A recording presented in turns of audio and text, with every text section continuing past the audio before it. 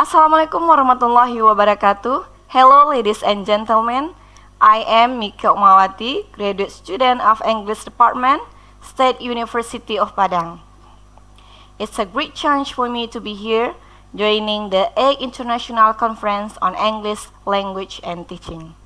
And I'd like to say thanks to Mr. Zaim as our advisor who have facilitated us to take a part in this conference. Well, in this occasion, I'd like to talk about the role of metacognitive strategies in learning English. The world was a completely different place than it's today, right?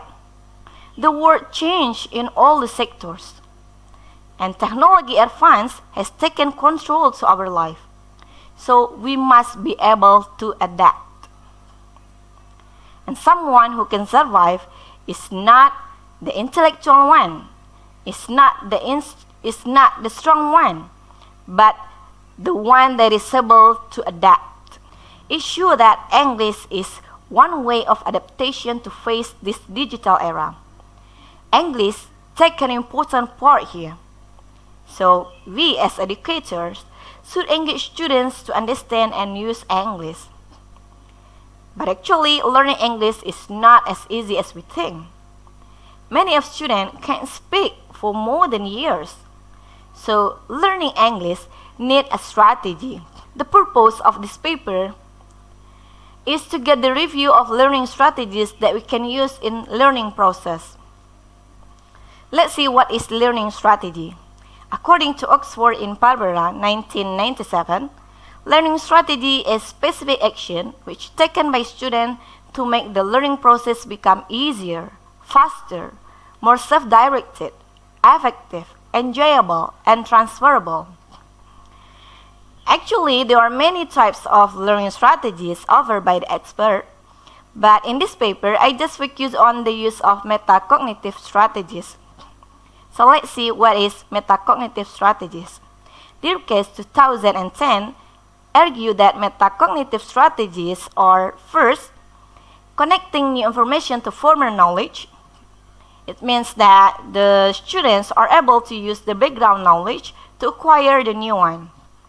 It will help them to comprehend the information. And second one is selecting their own thinking strategies. Students can choose the strategies whether the strategies is good or not for them.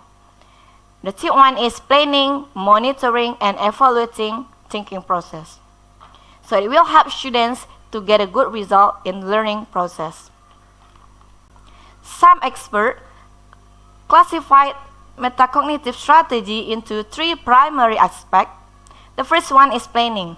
It is dealing with how well the students can predict upcoming learning activities. It becomes a grand map of what the learner will do in the learning. So it will increase their attention. And the second one is monitoring. Monitoring means taking an appropriate action to check the progress of learning. So students who apply and implement the specific strategies will ask themselves whether they still use the strategies or not. And then the third one is evaluating. Having evaluation will help learners to know what are their strengths or weaknesses in learning process.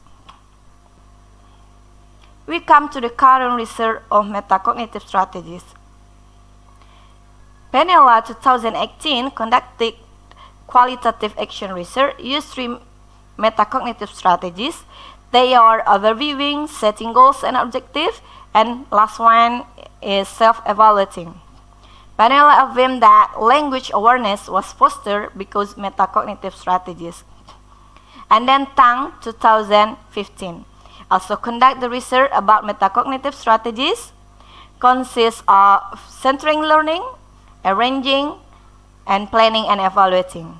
His finding is metacognitive strategies are used by more effectively students. Okay, now we come to the conclusion. It can be inferred from the literature review before and the current research so that metacognitive strategies can enhance learners' academic achievement, self-confidence, and take self-awareness. Okay, that's all my presentation. Thank you.